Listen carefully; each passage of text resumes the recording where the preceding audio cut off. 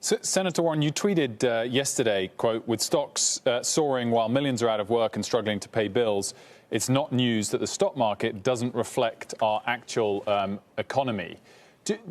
Stimulus checks have been going out, and likely that bigger ones are soon to go out still. And there's been plenty of evidence to suggest some people are using that to invest in the stock market.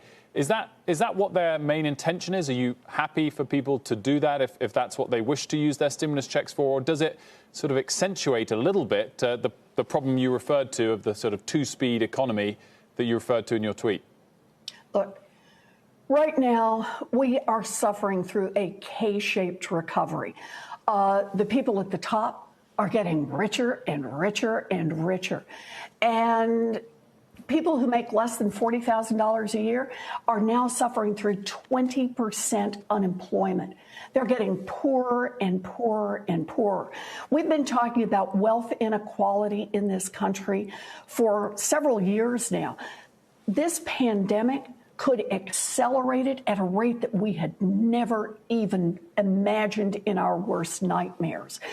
Right now, what the stimulus checks are about are getting money into the hands of people who need it and getting that money into our economy to support it.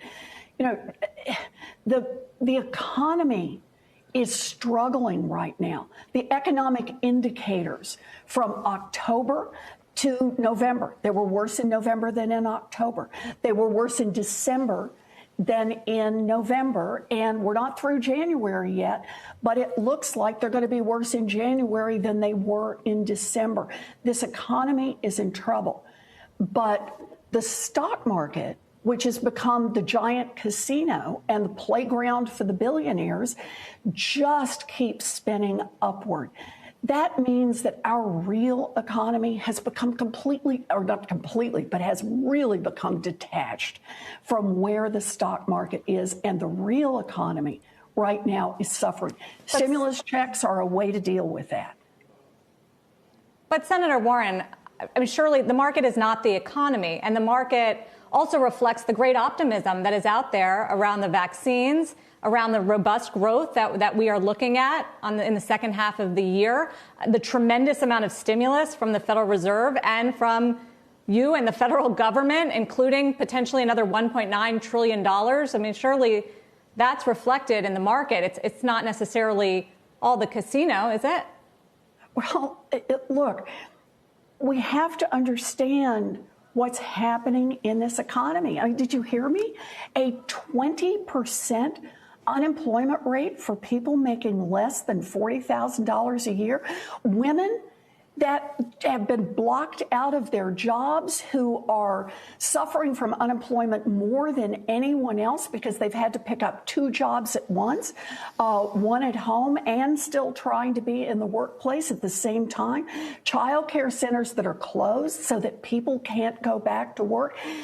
Right now, Republicans who are saying they don't want to see us put up the money that we need that's in President Biden's plan. Money for vaccines, money for families that need to put food on the table, and money to get our schools open. Now, look, I think we've got a lot of tools and a lot of things we can do, and I want to see us do those things. But we need to have our feet firmly on the ground. And firmly on the ground means acknowledging that tens of millions of people across this country are out of work. Tens of millions more are on the threshold of losing either their homes or their apartments. Tens of millions more have depleted their savings and don't have enough money to put food on the table. That is a core part of the American economy, and that's where Congress needs to respond, and we need to respond quickly and forcefully.